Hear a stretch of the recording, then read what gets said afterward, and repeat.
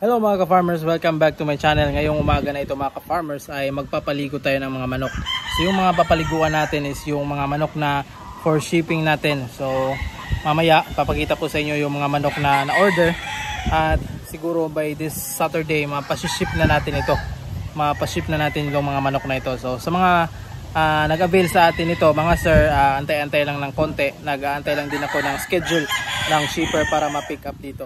Alright, so ngayon mga ka-farmers ay magpapaligo muna tayo ng mga manok. At mamaya mga ka-farmers, ipapakita ko sa inyo yung mga na-avail na mga manok dito sa atin. Alright, let's go!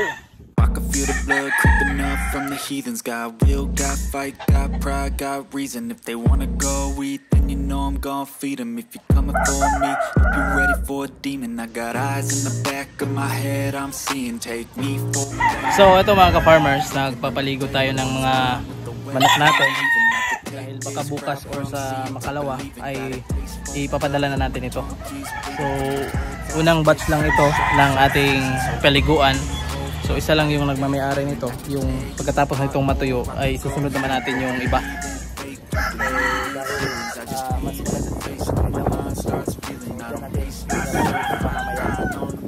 Yung mga dumping pen natin is kulang.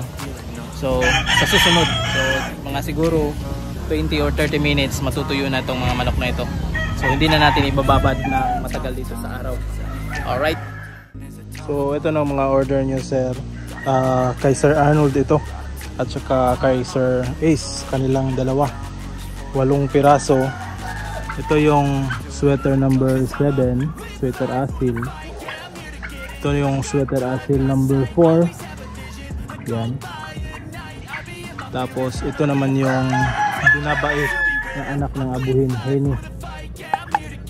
Yan. Tapos ito yung anak sa abuhin na asil. Ito magkapatid. Yan. Hindi pala yung isa. Kay Sir ano pala yan? Sir Joe. So yung kay Sir Arnold, 1, 2, 3, 4, 5. Ito yung may balbas na puti. 6, 7, 8. 3 babaeng asil.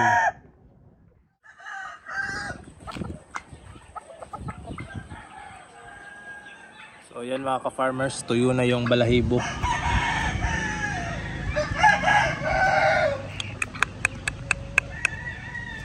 Ito yung isa.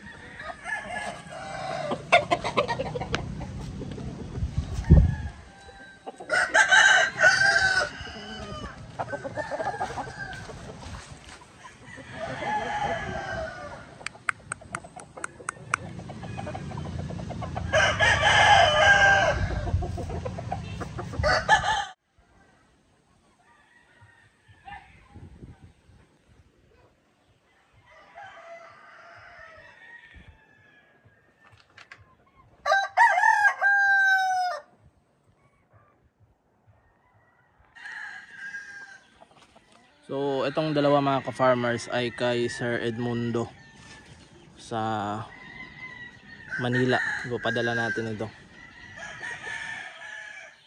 So yan, ito yung mga white kelso na napili niya. Dalawa na yan. Ang gaganda, ang tataas ng tindig. Ito naman yung kay Sir J sa Manila rin ito. So ito yung asil sweater.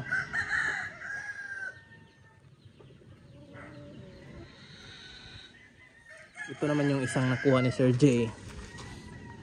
yung white kelso natin nakakross sa asil. So puting puti, labadami.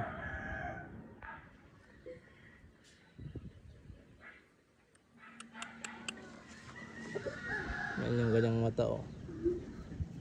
Oops, tapang ka na buhay.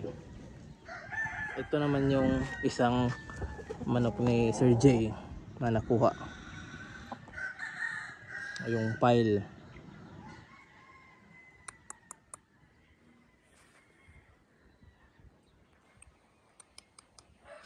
Yun, oh, ang ganda ng tindig. Tapos yung isa ay kanina napaliguan na natin, yung isa na abuhin na nakuha ni Sir J. Apat yung nakuha niya. Alright, so yung isa ito din ay mapupunta kay Sir, so ito naman ay mapupunta kay Sir Peter Lito from Bataan. So yung isa na sana yung napili niya, pero hindi ko namalayan, nagpang-abot doon sa isang manok na tinalian ko.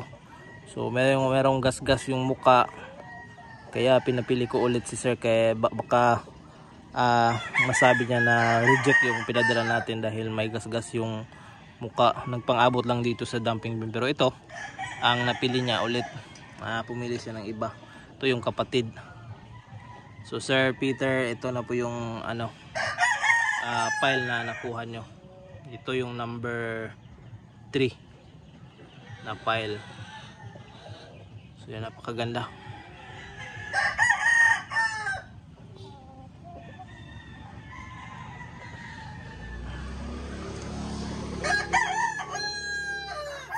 So yun mga ka-farmers, meron pang kay Sir Long from Bohol na natira nandun.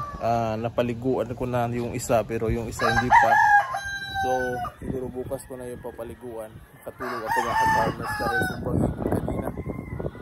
So ngayon ay ito, ibabalik na natin sa kanilang mga sa hoarding area nila para mapakain na rin natin yung mga manok na ito.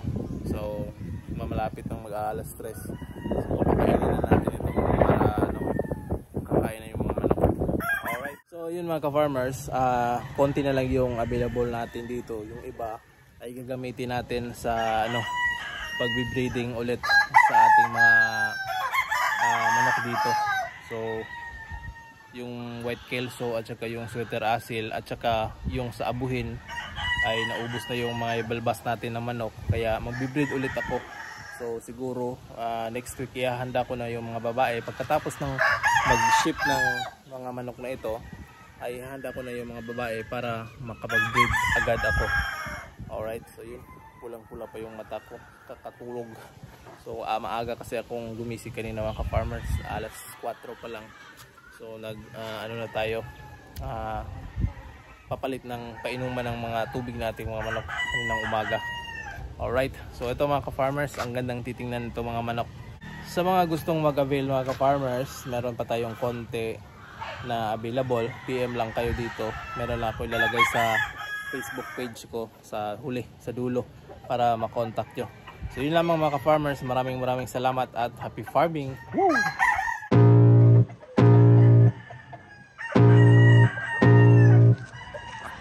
Feel the blood creeping up from the heathens. Got will, got fight, got pride, got reason. If they wanna go eat, then you know I'm gonna feed them. If you're coming for me, hope you're ready for a demon. I got eyes in the back of my head, I'm seeing. Take me for granted and you know I'm leaving. I'ma take what's mine with the webs I'm weaving. I could take this crowd